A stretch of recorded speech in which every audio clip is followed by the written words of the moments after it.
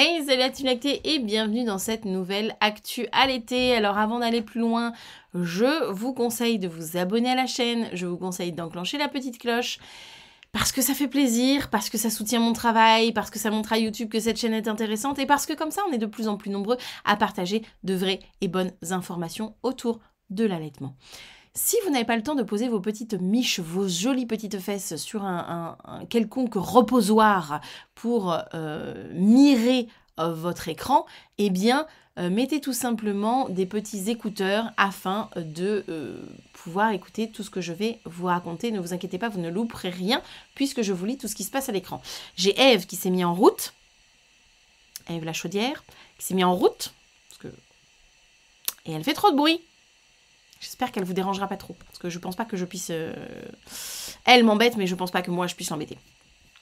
Alors, on y va. Aujourd'hui, on va parler des selles des bébés. Une fois n'est pas coutume, on va parler caca. On va parler du microbiote et des selles des bébés qui contiendraient une étonnante diversité de virus. C'est quand même pas le mot le plus sympa qu'on aime entendre, le mot virus, mais en l'occurrence, là... on va aimer et s'intéresser à ce terme. Selon une étude récente, donc c'est sur courrierinternational.com, et selon une récente étude, les matières fécales des enfants en bas âge sont bien plus riches en virus que celles des adultes. Oh, bonne ou mauvaise information? Et la plupart des virus retrouvés chez les nourrissons n'avaient jamais été identifiés auparavant. J'ai eu OK. 10 000 espèces sera le chiffre que l'on retiendra.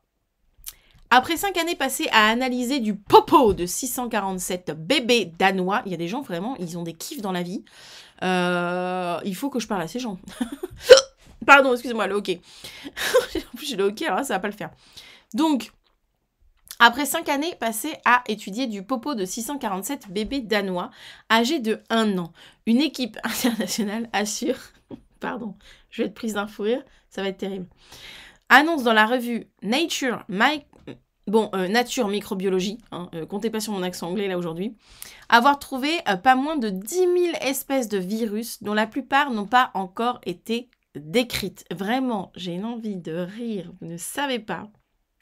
Ça va être très difficile. Et je ne compte pas couper cette vidéo, je la ferai en une prise. Donc on va essayer de se contenir. Mais à mon avis... quand je vais couper, je vais partir en fou rire, ça va être quelque chose de terrible. Tout ça à cause du premier hockey que j'ai eu, je tiens à le préciser.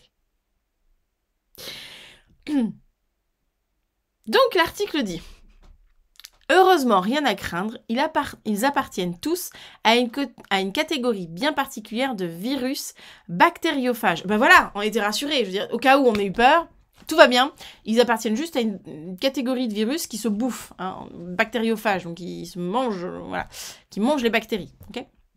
Comme leur nom l'indique, ils infectent exclusivement des bactéries, précise Science Alerte. De plus en plus de laboratoires orientent leurs recherches sur le microbiote. Et oui, c'est un peu le yin et le yang de notre corps. Quand notre microbiote va pas très bien, en général, nous non plus on va très bien. De plus en plus de laboratoires, donc, orientent leurs recherches sur le microbiote, ce royaume microbien que nous abritons et qui, en retour, nous rend la vie un peu plus facile. Essentiellement constitué de bactéries, le microbiote contient aussi des populations d'archées,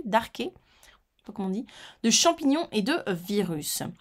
En comparant les génomes, les chercheurs ont trouvé 248 familles de virus, dont seulement 16 étaient connus. 16 sur 248, déclarez-vous les gars, passez à la douane des virus et déclarez-vous. Je veux dire, à un moment donné, il faut faire une déclaration là. Rapporte le site d'information scientifique australien. L'équipe de recherche a baptisé ces nouvelles espèces d'après le nom des enfants. Ah bah sympa. Qui ont pris part à la recherche. Je vais me taper un deuxième fou rire. Donc toi, tu seras Adrianus Bacteritus, puisque tu viens du petit Adrien. Nous avons Sophius, de la petite Sophius Bactériorhizus. Les gars sont pas allés chercher très très loin, visiblement. À l'avenir, dis donc, mon chéri, tu vas être heureux. Écoute, sache que dans la vie, il existe un virus qui porte ton nom. Vraiment, certains dédient des étoiles à des gens. Eh bien, nous avons dédié un virus. Sympa quand même, sympa les parents. Non, vraiment la tension est très touchante. D'ailleurs, il y a des exemples juste après, c'est magnifique. À l'avenir, les virologues parleront de Sylvester Viridae, donc un petit Sylvester, je présume,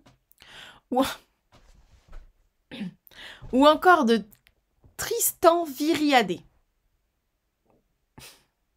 Faut pas que je rise, faut pas que je rie. Donc il y aura Sophie Viriadé, Alice Viriadé, n'est-ce pas? Nous aurons Timothy Viriadé, évidemment, ne pas l'oublier, hein. Maxime Viriadé, voilà. Le petit Eugène Viriadé aussi, ça c'est celui qui est au fond de la liste des virus. Nous avons Jean-Charles Viriadé, alors celui-là il porte des lunettes, hein. Pardon. Lorsqu'ils évoqueront les nouveaux virus. Parmi les 10 000 virus identifiés... Non mais la recherche est intéressante, mais la démarche est fort drôle. Ils se sont pas cassés la tête, non. J'allais dire ils se sont pas cassés le... Non plus. Aussi, mais ça aurait été un jeu de mots facile. Parmi les 10 000 virus identifiés, 800 l'avaient déjà été dans des selles d'adultes.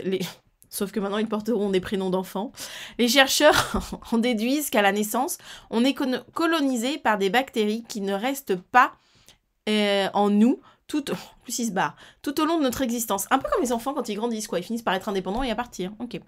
Ces bébés bactériophages sont remplacés petit à petit par des bactériophages adultes. Mais est-ce que Tristan Viriadé reste Tristan Viriadé ou est-ce que du coup il évolue en Jean-Eudes Viriadé? On ne sait guère.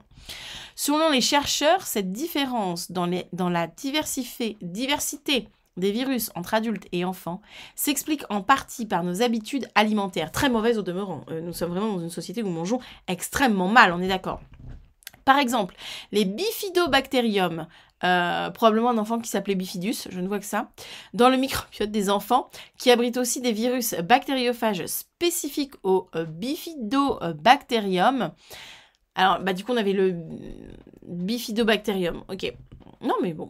Avec l'âge et l'arrêt progressif d'ingestion de lait, les adultes ne présentent plus ou très peu de bifidobacterium dans leur microbiote. Alors, j'aimerais revenir là-dessus. Par exemple, le bifidobacterium des bactéries capables de digérer le lait maternel, le lait humain, sont abondants dans le microbiote des enfants, qui abrite aussi des virus bactériophages spécifiques au bifidobacterium. Avec l'âge, et l'arrêt progressif d'ingestion de lait maternel, du coup, les adultes ne présentent plus ou très peu de bifidobacterium dans leur microbiote. Je rappelle que c'est une bactérie qui est là pour aider à digérer le lait. Donc, question! Ça veut dire que logiquement, on n'a plus suffisamment de bactéries pour digérer le lait de manière générale. Vous voyez où je veux en venir? Donc, est-ce que c'est pour ça que finalement, on a du mal, nous, avec adultes diversifiés, avec des produits laitiers d'autres provenances? Je sais pas, je pose ça là, hein, ça me ramène la question. En conséquence, la proportion des bactériophages spécifiques décline aussi. Faute de proie et de prédateurs, les prédateurs disparaissent. Bah oui, il n'y a plus rien à bouffer, pas à peine qu'on reste. Le buffet est vide, les gars, on s'en va. Bon, écoutez, je ne sais pas ce que vous avez pensé de cet article. Moi, j'ai failli vraiment partir dans un fou rire, je pense à peu près tout au long de la vidéo. Voilà. Je me suis bien retenue, mais je vais tout de suite raccrocher pour bien me défouler. N'hésitez pas à me dire ce que vous en pensez, ceci dit. Au-delà de ça, n'hésitez pas à me dire ce que vous en pensez. Vous avez vu cette capacité que j'ai des fois à être sérieuse et à repasser de l'un à l'autre, c'est incroyable. Je pense que Dr. Jekyll et Mr. Hyde sont en moi. N'hésitez pas à me dire ce que vous pensez un petit peu de ces recherches, de tout ce que nous amène comme ça la découverte. Moi, je trouve le corps humain vraiment fascinant. Je trouve nos fonctions absolument extraordinaires et fascinantes. Donc voilà, n'hésitez pas à partager avec moi vos impressions sur cet article. Sur ce, c'est tout pour moi pour cette vidéo aujourd'hui. Je vous souhaite une belle journée, une belle voie lactée et je vous dis à demain pour une nouvelle actualité. Allez, ciao!